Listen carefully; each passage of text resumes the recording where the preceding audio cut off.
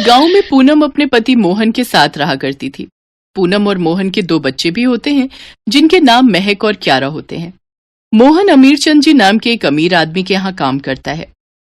तुम मेरे सभी नौकरों में से बहुत ही ईमानदार और वफादार नौकर हो और तुम मेरा सभी काम अच्छी तरह करते हो, विश्वसनीय भी हो। धन्यवाद तुम्हारा। अरे साहब, ये क्या कह रहे हैं? धन्यवाद तो मुझे आपका करना चाहिए। आप कितने अच्छे इंसान हैं जो ऐसा सोचते हैं। अमीर चांद जी को मोहन पर बहुत भरोसा था और मोहन भी अपना काम ईमानदारी से करता था। मोहन अपने बच्चों के लिए हर 2 दिन में कुछ न कुछ बाहर से खाने के लिए लाया करता था। ये देखो बच्चों, तुम्हारे लिए तुम्हारे पापा क्या लाए हैं। क्रीम रोल, गरम जलेबी, पूरी कचौरी और मालपुए भी। अरे वाह पापा, क्या बात, मजे ही आ गए आज तो। जी आप भी ना, ये सब दे देकर इन्हें बिगाड़ दोगे। घर का खाना तो इनसे खा ही नहीं जाता, बाहर का चाहे जितना दे दो। वो सब इसी तरह मिलजुल कर खुश रहा करते थे। पूनम बहुत पूजा पाठ करती है। वो हर मंगलवार को पूरी सब्जी बनाकर गांव के भव्य मंदिर में भोग लगाती है और सभी भक्तों में वो प्रसाद बांटा जाता है और सभी को उसके हाथ की बनी पूरी सब्जी बहुत पसंद आती। बिटिया पूनम, तुम्हारे हाथ की बनी पूरी सब्जी सभी को बहुत पसंद आती है। तुम बिटिया हर हफ्ते ही बहुत सारा भोग बनाकर लाती हो और जरूरतमंद लोगों को भी बांटती हो। मां दुर्गा तुम पर अपनी कृपा बनाए रखें। तुम सदा खुश रहो, तुम्हारा सुहाग बना रहे। धन्यवाद पंडित जी, आपका आशीर्वाद सदा मेरे परिवार के ऊपर ऐसे ही बना रहे। इस तरह दोनों की जिंदगी खुशहाल चल रही होती है। लेकिन फिर एक दिन अमीरचंद जी के घर से 10 लाख रुपए की चोरी हो जाती है। अमीरचंद जी बहुत घबरा जाते हैं। वो अपने सभी नौकरों को बुलाते हैं और सभी की तलाशी करते हैं और उन्हें मोहन के थैले से 5 लाख रुपए मिलते हैं। ये देखकर अमीरचंद जी मोहन से कहते हैं, अरे मोहन, तुमने मेरा पैसा चुराया। 10 लाख के सिर्फ 5 लाख हैं। तेरे पास बाकी के 5 लाख कहां हैं? अरे बेशरम, मैं तुम पर कितना विश्वास करता था। तुमने ऐसा क्यों किया? तुम्हें पैसों की जरूरत थी तो तुम मुझसे कह देते, लेकिन ऐसा नहीं करना चाहिए था। आज तुमने मेरा भरोसा तोड़ दिया। साहब, मैं कुछ नहीं जानता, मेरा यकीन कीजिए। माता रानी की कसम, मैंने कोई चोरी नहीं की। मेरे थैले में ये रुपए कहां से आए मुझे नहीं पता। मुझ पर भरोसा कीजिए साहब, मैं आपके आगे हाथ जोड़ता हूं। अब तो तुझे सजा मिलकर ही रहेगी। तूने गुनाह किया है। जब पुलिस तुझसे पूछताछ करेगी तो बाकी के 5 लाख भी निकल जाएंगे तेरे पास से ही। तुझे तो मैं अब बिल्कुल नहीं छोड़ूंगा। इतना कहकर वो पुलिस को फोन लगा देता है और पुलिस बेकसूर मोहन को जेल में डाल देती है। जब उसकी पत्नी पूनम को इस बात का पता चलता है तब वो फौरन पुलिस स्टेशन जाती है और अपने पति से कहती है, आप बिल्कुल भी चिंता मत कीजिए। मैं जानती हूँ आप निर्दोष हैं और देवी माँ भी जानती है। आप बिल्कुल भी चिंता न करें। मैं वकील करूंगी और केस लड़ूंगी। मैं पूरी कोशिश करूंगी आपको जेल से बाहर निकालने की। अब कुछ नहीं हो सकता पूनम, तुम क्यारा और महक का ध्यान रखो। मेरी गलती क्या थी? मैंने तो हमेशा ईमानदारी से काम किया है, उसका ये सिला दिया है मेरी किस्मत ने। मैंने आपसे कहा ना आप हिम्मत नहीं हारेंगे। मैंने कहा ना आपसे, आपकी बीवी सब ठीक कर देगी। पूनम फिर मंदिर जाती है और अम्बे माँ से प्रार्थना करती है, अम्बे माँ, आप और मैं दोनों जानते हैं मोहन जी ऐसी गलती नहीं कर सकते और ऐसा घटिया काम वो कभी नहीं करेंगे। मुझे अपने पति को निर्दोष साबित करने में आपकी मदद चाहिए अम्बे माँ। अम्बे माँ, आपको मेरा साथ देना होगा। पूनम लॉयर हायर करने जाती है। तभी वो कुछ सोचने लगती है, अम्बे माँ, मैंने ये तो सोचा ही नहीं। वकील को हायर करने के लिए भी पैसे चाहिए, उसका भी इंतजाम करना होगा। अब मैं क्या करूं? इतने पैसे कहाँ से लाऊं? तभी वहां पर महक और क्यारा अपनी अपनी गुल्लक लेकर आते हैं। अपने मासूम हाथों से अपनी माँ को देते हुए कहते हैं, ये हमारी गुल्लक है, आप इसमें से सारे पैसे ले लो। माँ, हम जानते हैं पापा बेकसूर हैं। आप ये पैसे ले लो और पापा को जेल से घर ले आओ। हमें पता है पापा को पुलिस अंकल पकड़ कर ले गए हैं, जबकि पापा निर्दोष हैं। हमारे पापा कभी ऐसा काम नहीं करेंगे क्योंकि वो हमारे पापा हैं। अपने बच्चों की बातें सुनकर पूनम भावुक हो जाती है। पूनम दोनों बच्चों को सीने से लगा लेती है और कहती है, मेरे बच्चे, तुम्हारे पापा को कुछ नहीं होगा। पापा जल्दी ही घर आ जाएंगे। वो पैसा जुटाने के लिए बहुत चिंतित होती है और वो कई सारे लोगों से पैसे की मदद मांगती है लेकिन कोई उसकी मदद नहीं करता। वो हार कर एक पेड़ के नीचे बैठती है। तब उसके मन में एक विचार आता है, मैं पूरी सब्जी बनाकर मंदिर में भोग लगाती हूँ और अम्बे माँ की कृपा से और सभी को अच्छी भी लगती है। क्यों ना मैं सब्जी पूरी का एक ठेला लगा लूं और उसे बेचकर जो पैसे आएंगे उसी से मैं वकील हायर कर लूंगी। अब हाँ, यही सही रहेगा। ऐसा करके ही मैं उन्हें बचा सकती हूँ। फिर वो ठेली लगाने लगती है। पूनम ने पूरी सब्जी का ठेला लगाया ही था और थोड़ी ही देर में उसकी ठेली पर काफी भीड़ हो जाती है और सभी ग्राहक पूनम के हाथ की सब्जी पूरी की तारीफ करते नहीं थकते। वो बड़े चाव से खाते हैं। हा, एकदम लाजवाब। पूनम बहन, एकदम लाजवाब बनी है पूरी सब्जी। हाँ, तुम्हारे हाथ में तो जादू है भाई। साक्षात अन्नपूर्णा का आशीर्वाद है तुम्हारे ऊपर। धन्यवाद। इस तरह पूनम बहुत अच्छे पैसे कमाती है और एक हफ्ते के अंदर लॉयर को हायर कर लेती है। कोर्ट में पेशी होती है। अदालत की कार्रवाई शुरू की जाए। माफी चाहता हूं मैं सर, अमीर चंद जी अभी तक कोर्ट में नहीं आए हैं। तभी अमीर चांद जी वहां आ जाते हैं और कटघरे में खड़े मोहन के पास पहुंचते हैं और उसे गले लगा लेते हैं। सभी इस दृश्य को देखते रह जाते हैं। जज कहते हैं, ये सब क्या है? अमीर चंद जी, भूलिए मत, ये कोर्ट है और इस आदमी पर ही आपने पैसे चुराने का इल्जाम लगाया है। नहीं, ये चोर नहीं है, मोहन बेगुनाह है। ये लीजिए पेन ड्राइव, इसमें सब कुछ कैद है। मेरे कमरे में एक खुफिया कैमरा भी लगा है। ये रिकॉर्डिंग उसकी ही है। मैंने ये सीसीटीवी कैमरा चेक किया तो मेरे सामने सारा सच आ गया। फिर लॉयर और जज वो पेनड्राइव की फुटेज देखते हैं। तब मालूम पड़ता है चोरी तो दूसरे नौकर लखन ने की है और लखन ने 5 लाख ले लिए और 5 लाख मोहन की थैले में डाल दिए, जिससे कि मोहन पर शक जाए। इस सब के बाद कोर्ट केस को खारिज कर देती है और लखन को गिरफ्तार करने का आदेश देती है। मुझे माफ कर दो। जाने क्या क्या कहा तुमसे। मेरे कारण तुम्हें जेल में 1 हफ्ते तक रहना पड़ा, जबकि तुम निर्दोष थे। दुनिया में तुम जैसा कोई नहीं है। तुम अच्छे हो मोहन। सच्ची ईमानदारी तो आपने दिखाई है साहब, लास्ट मौके पर आकर सच को सबके सामने लाने की। आखिर मां अम्बे ने सब ठीक कर दिया। जय अम्बे मां।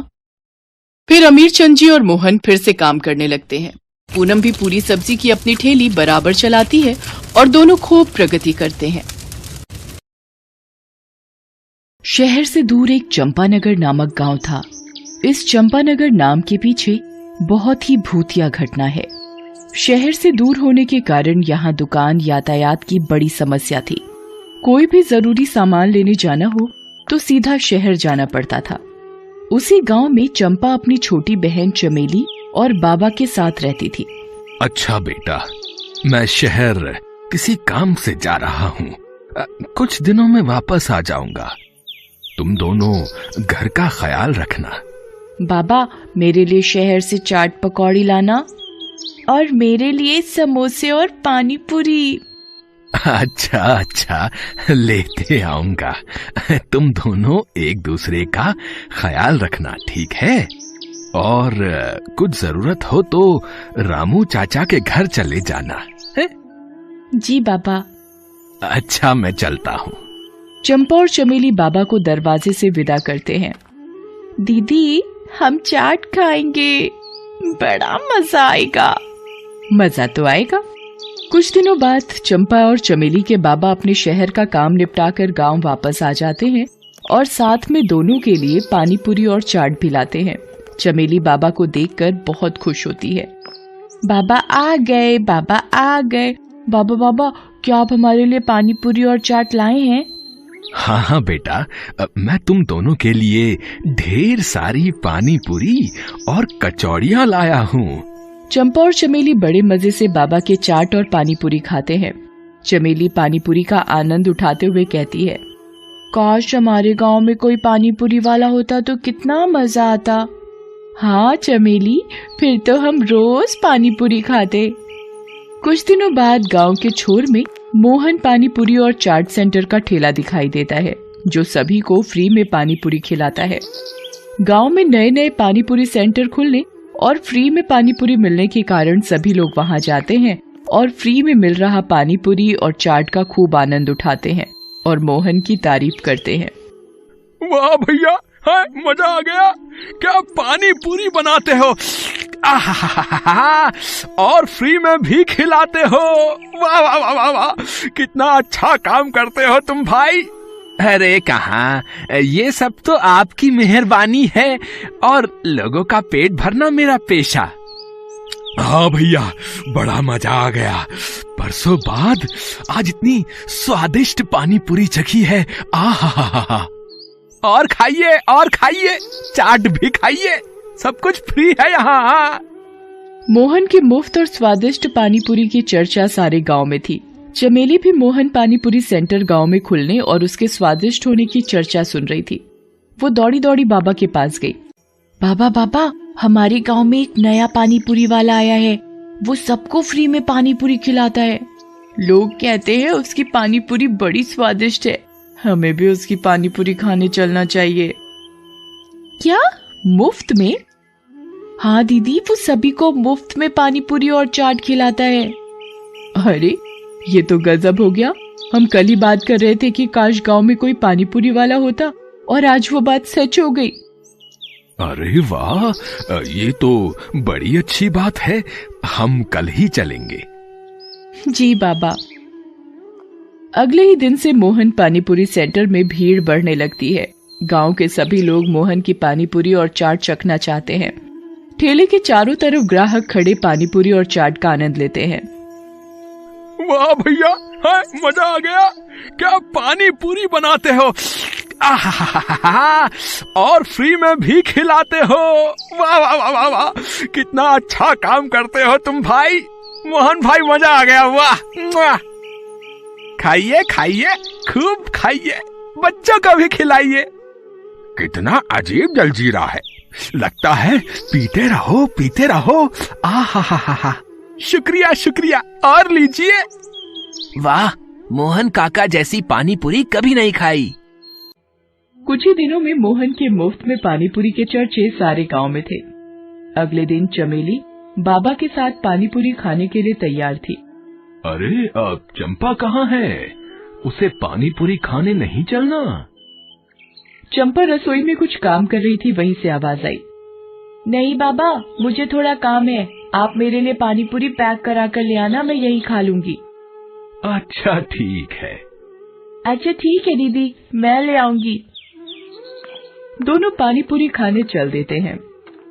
वहां पहुंचने पर उन्हें पता चला कि वहां काफी भीड़ है। बहुत से लोग पानीपुरी खा रहे हैं, जिसे देख बाबा और चमेली बहुत प्रसन्न हुए। दोनों मोहन के पास गए। मोहन, अब तुम्हारी पानी पूरी और चाट के बारे में बहुत चर्चे सुने हैं। जरा हमें भी चखाओ, हम भी तो देखें तुम्हारी पानी पूरी कैसी है। चमेली बड़ी खुश थी।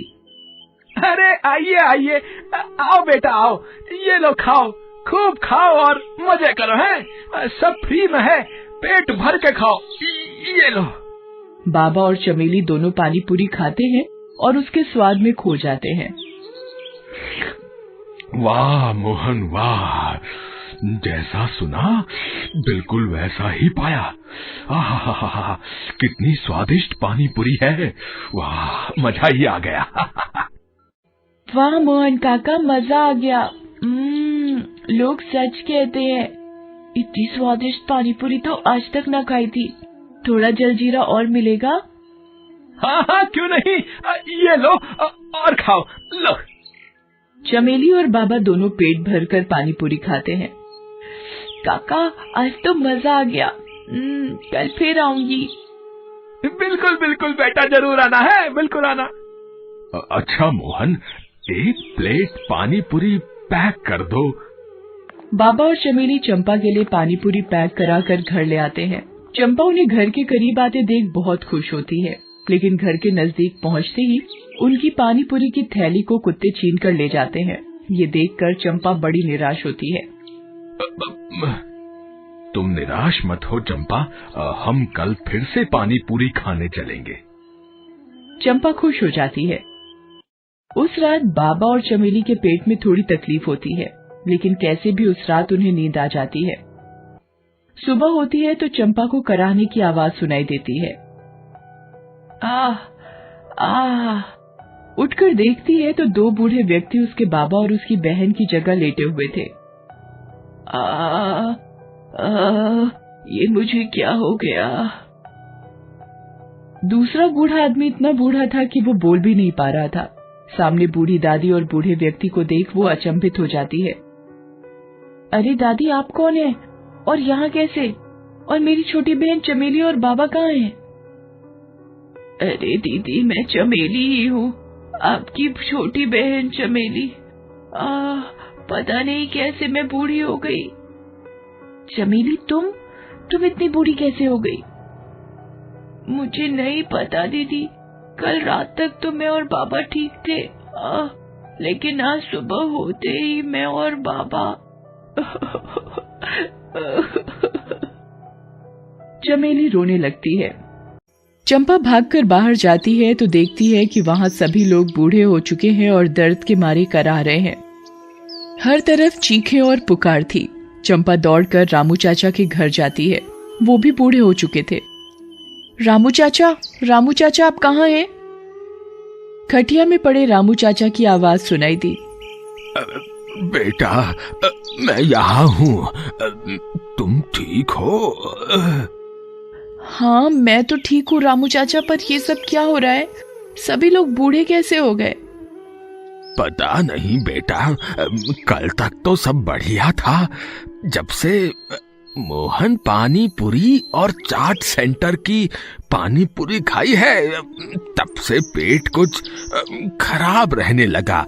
और आज सुबह उठा तो पूरा गांव बूढ़ा हो चुका था, और मैं भी। चंपा को लगा जरूर इसमें मोहन पानीपुरी वाले का ही हाथ है, वरना कोई चाट और पानीपुरी फ्री में क्यों खिलाता। रात होने पर चंपा छुपकर मोहन के ठेले के पास जाती है तो वहां मोहन दिखाई देता है। वो जोर जोर से हंस रहा था। ये पानी पूरी नहीं, मेरे रसायन का कमाल था। अब मैं कभी बूढ़ा नहीं होऊंगा। चंपा चुपके चुपके ये सब देख और सुन रही होती है। अच्छा, तो ये बात है। मोहन खुशी में इतना पागल हो गया कि उसका रसायन का डिब्बा उसके ठेले से नीचे गिर गया, मगर उसने ध्यान नहीं दिया और वो अपना ठेला लेकर वहां से चला गया। चंपा उस रसायन के डिब्बे को उठाकर घर ले आती है। अगले दिन चंपा बहुत ही स्वादिष्ट पकवान बनाती है और मोहन के पास जाती है। मोहन काका, मुझे भी पानीपुरी खिला दो। चंपा को देख मोहन सोच में पड़ जाता है। अरे, ये लड़की कैसे बच गई? कोई बात नहीं, आज इसकी भी उम्र छीन लूंगा। अरे बेटा, आओ आओ, आओ तुम भी खाओ, ये लो है। पर एक शर्त है, आप इतने दिनों से हमें फ्री में पानीपुरी और चाट खिला रहे हो, इसलिए आज मैं भी आपके लिए कुछ लाई हूँ। ये लीजिए, पहले आप मेरे हाथों से बने हुए स्वादिष्ट व्यंजन खाइए, तो अभी मैं पानीपुरी खाऊंगी। चंपा सारे व्यंजन मोहन को दिखाती है। मोहन इतने सारे स्वादिष्ट पकवानों को देखकर खुद को रोक नहीं पाता। अरे बस इतनी सी बात, मैं अभी खा लेता हूँ। जैसे ही मोहन खाना खत्म करता है, वो धीरे धीरे बूढ़ा होने लगता है। ये क्या हो रहा है मुझे? चंपा हंसती है। वही जो तुमने गांव वालों के साथ किया। खुद का रसायन खुद चख कर कैसा लग रहा है भूतिया पानीपुरी वाले? मैं तो तभी समझ गई थी कि दाल में कुछ काला है जब तुमने पूरे गांव को फ्री में पानीपुरी खिलाई। पानीपुरी वाला धीरे धीरे बूढ़ा होने लगता है। अरे मेरा रसायन कहाँ गया? मेरा रसायन कहाँ गया? तुम्हारा रसायन? तुम्हारा सारा रसायन इन्हीं स्वादिष्ट पकवानों के साथ तुम्हारे पेट में है। और वो भूतिया मोहन पानीपुरी वाला बूढ़ा होते होते गायब हो जाता है। धीरे धीरे सभी गांव वालों को उनकी उम्र वापस मिलने लगती है। अरे देखो देखो, मैं ठीक होने लगा, मेरी उम्र वापस आ रही है। चमेली और उसके बाबा भी अपनी असली उम्र में वापस आ जाते हैं। चंपा की ये बहादुरी देख सभी गांव वाले उसकी तारीफ करते हैं। चंपा, तुमने अकेले ही हम सबकी जान बचा ली, तुमने कमाल कर दिया। नहीं रामू चाचा, ये सब आपकी देखरेख का ही कमाल है कि मैं जल्दी ठीक हो पाई और उस भूतिया पानी पूरी वाले को सबक सिखा पाई। वाह चंपा बेटा, तुम्हारी चतुराई और बहादुरी से आज सारा गांव बच गया। मुझे तुम पर गर्व है बेटा। तब से सारे गांव वालों ने गांव का नाम चंपानगर रख दिया।